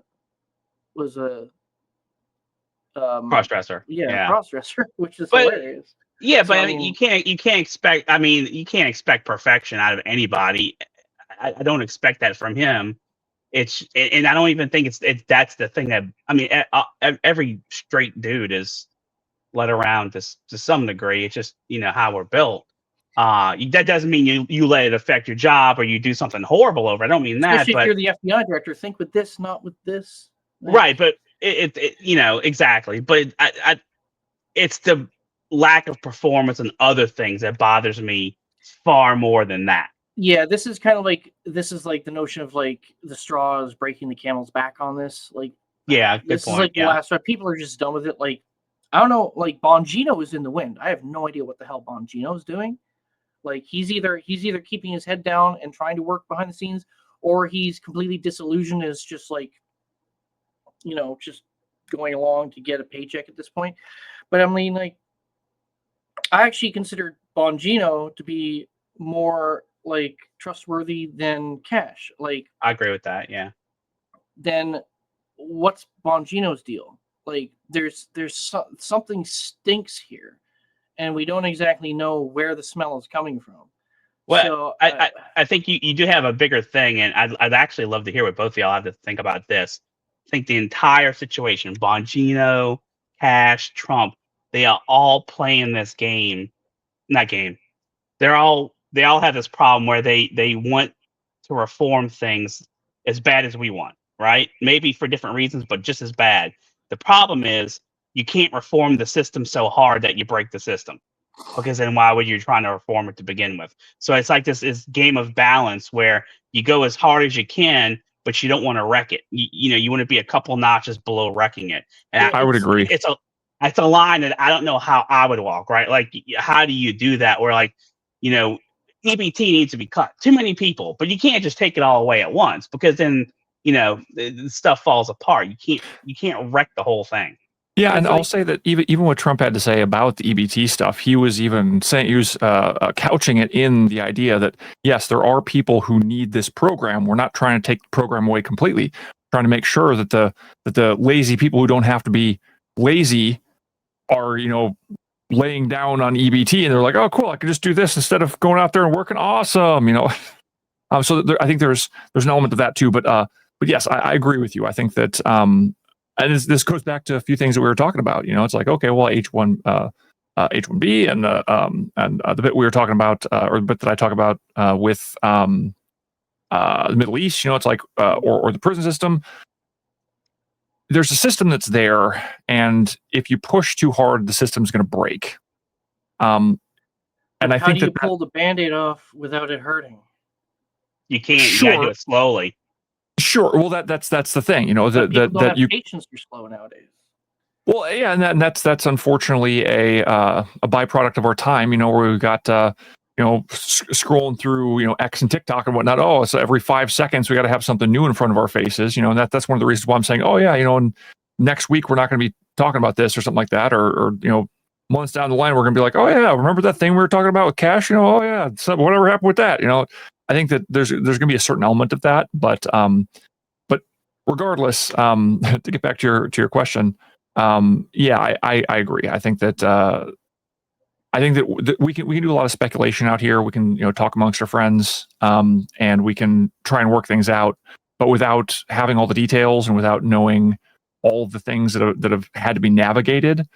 I think that to a degree, and with some introspection to stick with the theme of the show, I think that we have to be able to give a little bit of leeway at the very least, and go, okay, there might be something going on in the background that we don't have an understanding of, that if they were to push too hard and reform so hard that everything fell apart, we'd be worse off than we are doing things slowly or not ripping the Band-Aid off right away. And I understand, so I'm clear that there are times when I think ripping the Band-Aid off is best, but when there's a big system behind it, I think you at the very least have to do so cautiously if you're going to rip the Band-Aid off. Because it's exactly because there's a balance between transparency and getting things done.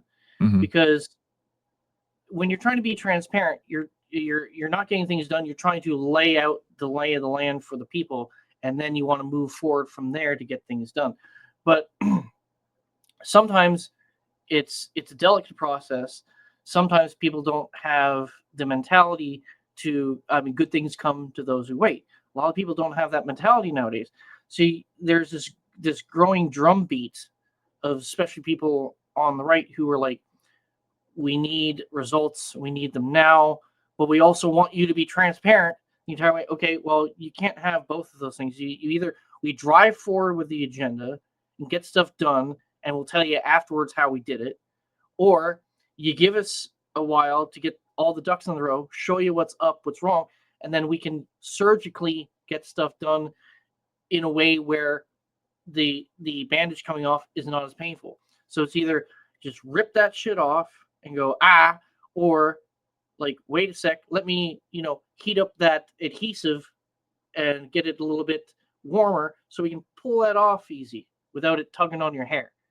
I mean, it's this fine balance, and I don't think, in my opinion, I think people on the right now are sliding away from wanting transparency and wanting to get it done, but then you have the detractors like your Alex Joneses, your Candace Owens, even more moderates like Tim Pool or stuff like that will start saying no, we still need that transparency because I need that to have trust in you. And I mean, what do you do? There's the other thing too is we're talking about these things that we see. I'm old enough to remember past presidencies. And let's take Obama for example, where things that end up affecting the country or people the most over time are not necessarily things you heard about that happened at the time. Mm-hmm. Yeah. Go ahead. Yeah. For example, like, you know what, you just said that perfectly. For example, like one of the things that happened where we're just going to go forward with our agenda and then tell you later how we did it, but it happened in a bad way, is the ACA, the Affordable Care Act, Obamacare. Remember what Nancy Pelosi said in 2010? You need to pass it before you get to see what's in it. So, okay. And they just said, okay, sure. Yeah. Mandate, do it, get it done. That's what they did. They didn't have any scruples about that. And now we're seeing the ramifications of the Affordable Care Act being not so affordable anymore because all it is just a system masqueraded behind a wall of subsidies. That's all it was. That's all it was ever supposed to be. That is now run out. And last time I checked, my insurance premiums have gone up every single year since the ACA was implemented. So I'm just like, that's an example of it going bad.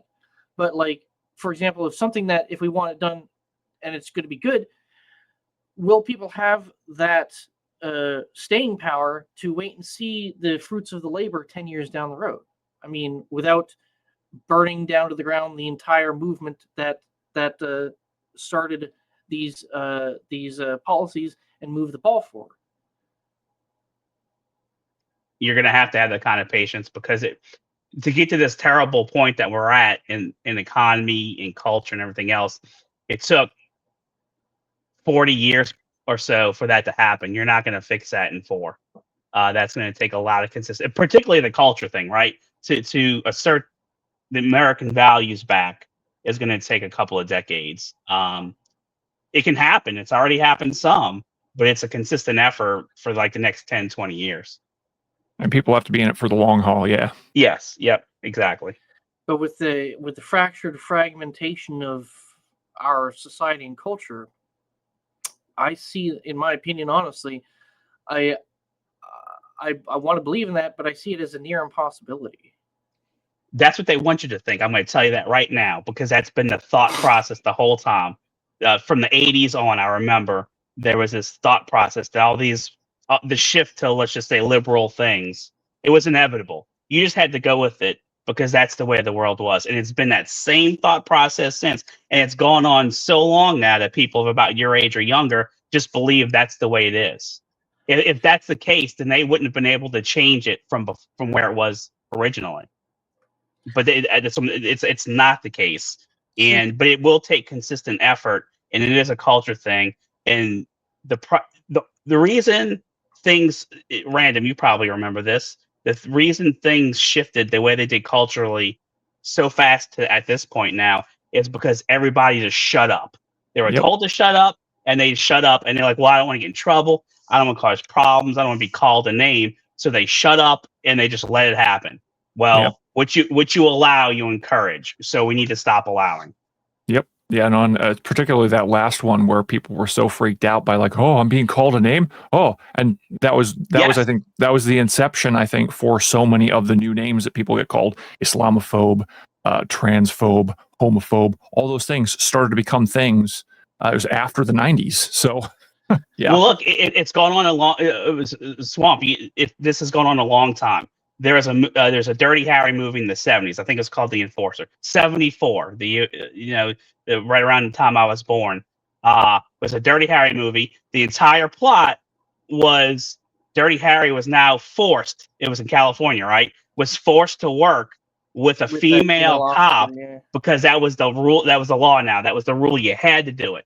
Oh, dude, you know what? I should find that clip quick and pull it up, and we can watch it. Where he's just like, "What are you gonna do when he's like, when like this guy's like on top of you? He's like, he's gonna kick you. He's like, you're gonna like," and she's like, "Oh," and she's getting all flustered and stuff like. See, and that's why I can't have you, like, because you're gonna. It was Tyne Daly. Tyne Daly. Yep. That was and so that's gone on that long, right? And it just progressed further and further and further and further to the point where we are now. And it's all because we shut up. Yep. Well, it's because the progressives they had this sense of moral righteousness that this is what needs to be done.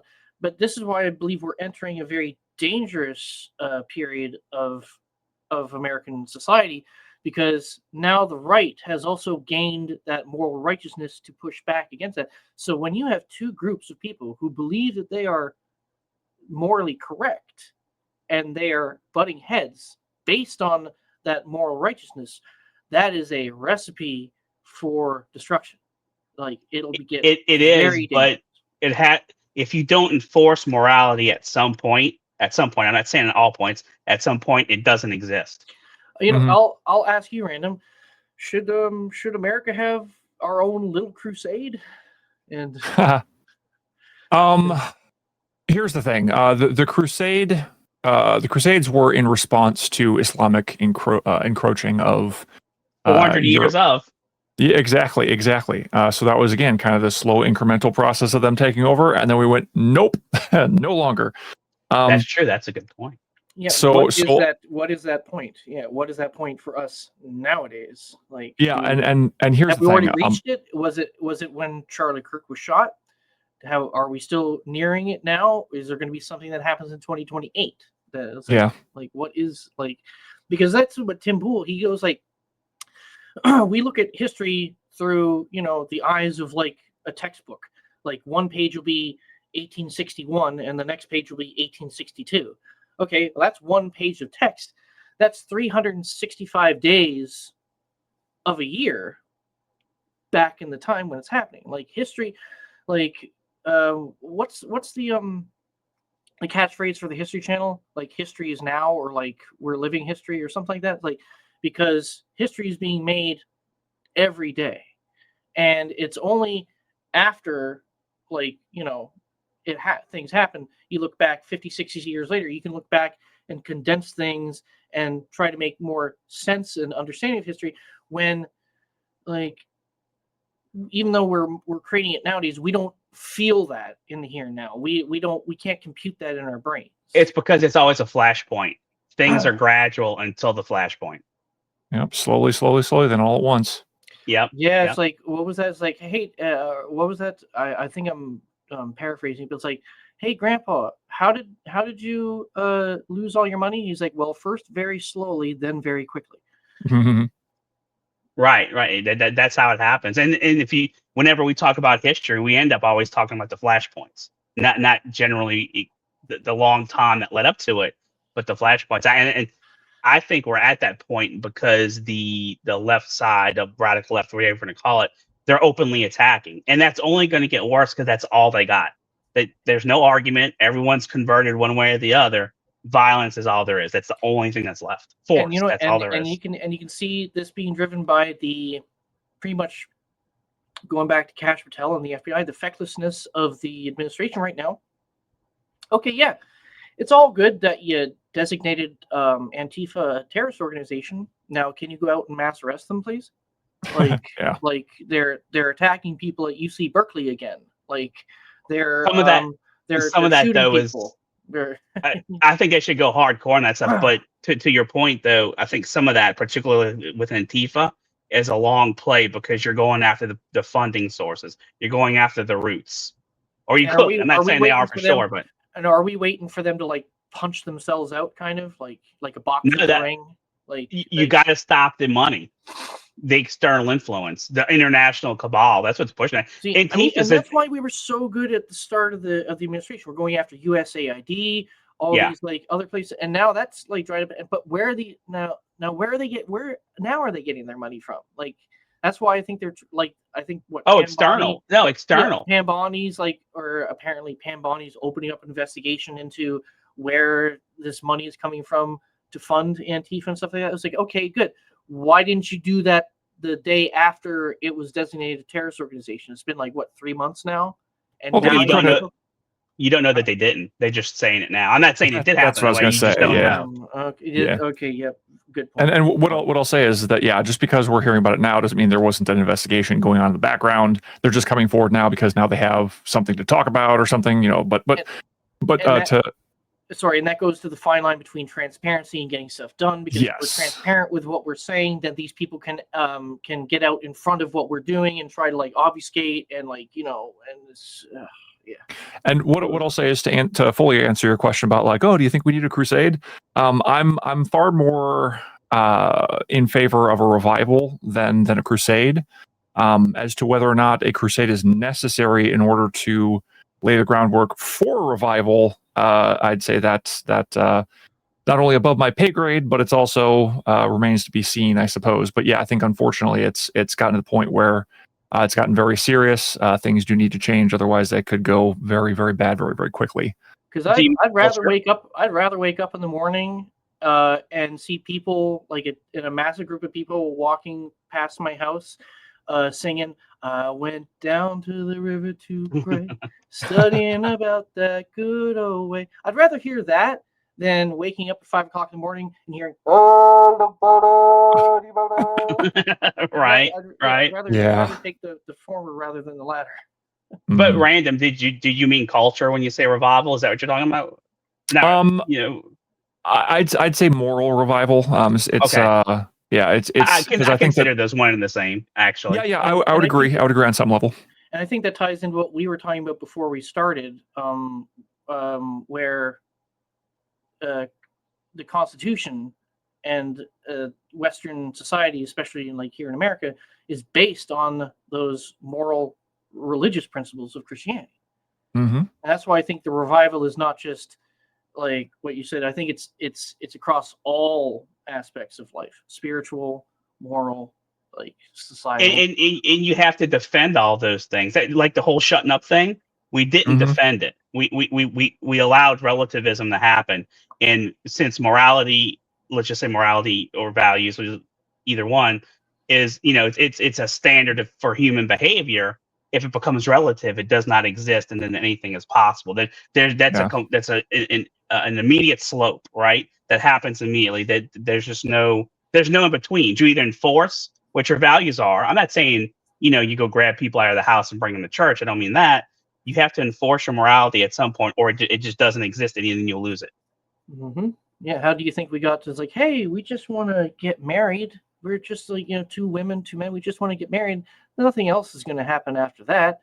So, what, 10 years later? Hey, your kid, he needs to see me cross-dressing in front of him and dancing and jiving, and he needs to get transed. Yeah. Yeah. As a little anecdotal story on my side of things, before Obergefell, I was having a conversation with people. I think it was online, and I was telling them, I'm like, no, you don't understand. If this passes, this will lead to more persecution of Christians. And they're like, no, it won't. I'm like, you mark my words, And a few years later, it's like, oh yeah, we're suing a cake maker because they won't bake a cake. Look, Because all the they're- old ladies in the 50s and 60s were right. Mm-hmm. Yeah. Saying, you know what I'm saying? Yeah. Yep. Alrighty, guys. I think we will close it off there. We ran a little bit longer than we usually do. We're coming up onto 2 hours, but hey, like I said earlier, when you're having a good conversation, time just flies by. Mm-hmm. So, I think it's a good conversation too. Yes, yeah. There's a lot. Like, even though we didn't come up with solutions, we were able to dissect and look at this critically, like how we're being affected on a personal level, on a societal level, and it's not the end of the world. It's like every couple of years the right does this, where it goes through these ebbs and flows of pointing the finger into itself, and then everybody sorts themselves out and gets back on the same page for the most part, because remember, we're not a cult. But I believe for the most part, unless it's certain things are addressed properly, they'll become an issue. But for the most part, a lot of these things will be sorted out by themselves, because a lot of this is, at the end of the day, this comes down to just drama. And who has time for drama nowadays? Yeah, it's the algorithm. Yeah. Yep, that's another big thing. That's another entire conversation to have when it comes to the algorithm. But anyway, we'll wrap this up here. I hope you guys, if you were watching, hope you guys enjoy this. Please click the like and subscribe button. You'll find this on Rumble and YouTube. This has been the Swamp Cleaner, and I've been joined today by Random Ransom and Vermicious Kinid. Go ahead, guys. Say your goodbyes, and we'll wrap this up. Yeah, thanks for having me. It's been fun. I don't really have anything to plug. I think that I'd say the only solution that I really kind of maybe presented was revival and whatnot. But but I will say, because Rambleman isn't here, I'll give him a nice plug. Rambleman TV. It's RAMBLINMAN TV. You can check him out on Twitch and YouTube. Does some fun D&D stuff, so check them out. But yeah, it's been nice. It's fun having fun being here, and yeah, see you next time. I have nothing to plug. I had a great time. Hope everyone has a blessed day.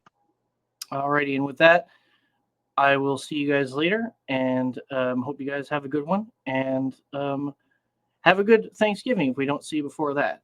All right.